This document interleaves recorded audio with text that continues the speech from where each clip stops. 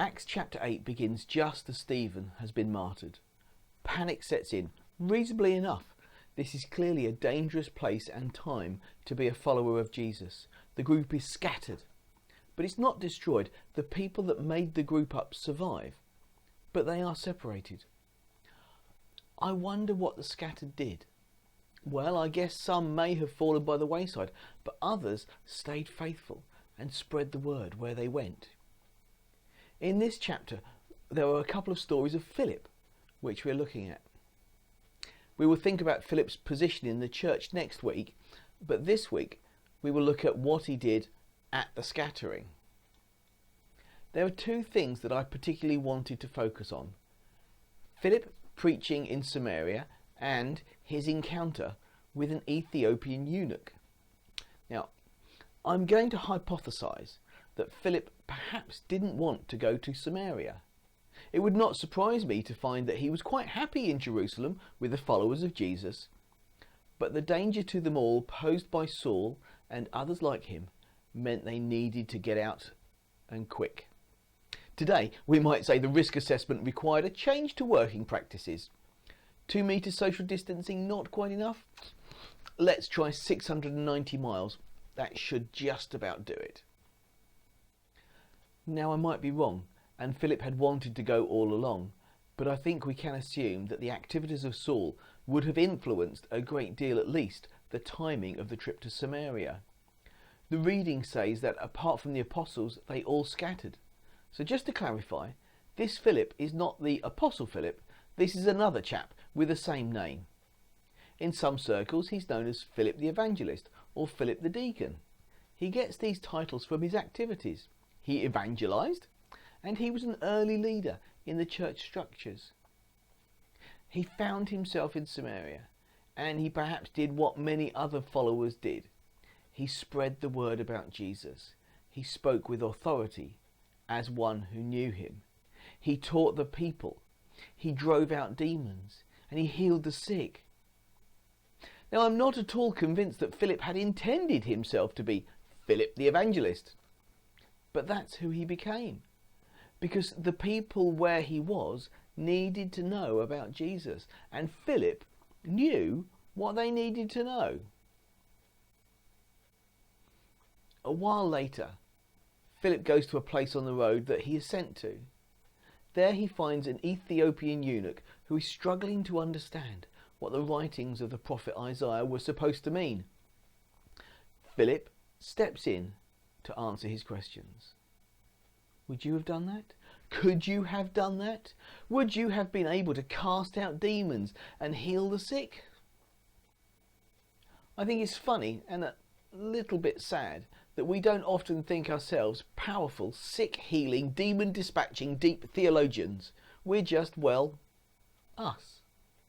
But then, neither did Philip. He was never described as Philip the healer, Philip the theologian, Philip the exorcist.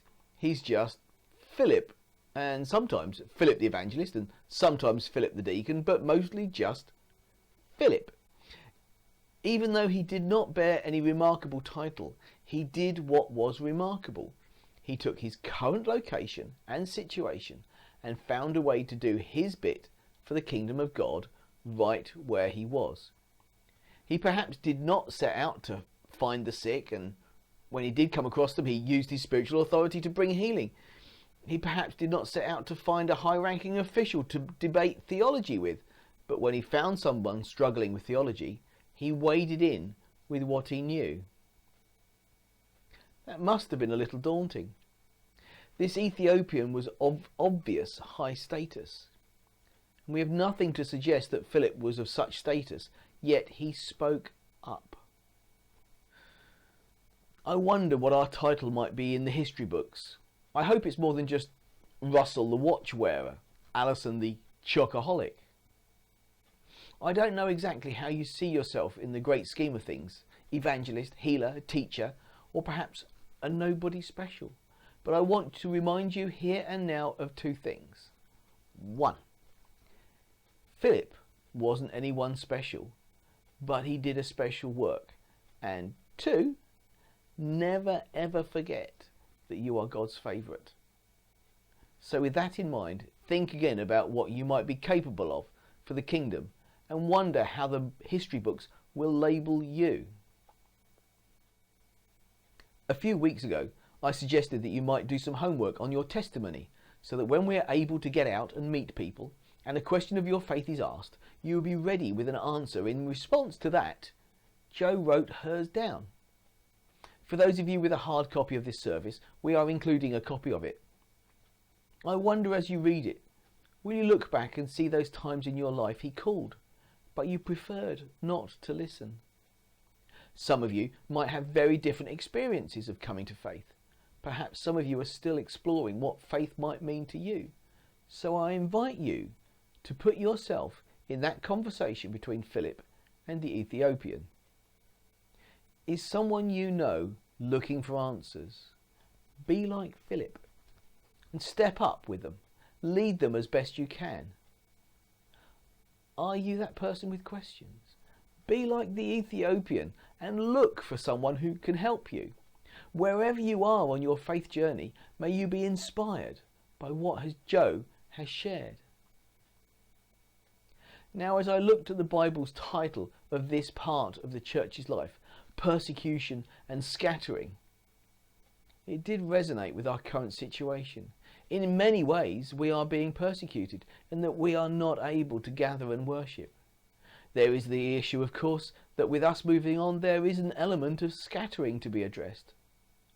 Both of these things feel negative, and yet, when we read what others did in their persecution and scattering, we see great advances in the sharing of the word. People stepping into the place they found themselves and doing God's work there and then. I don't want you to be disheartened.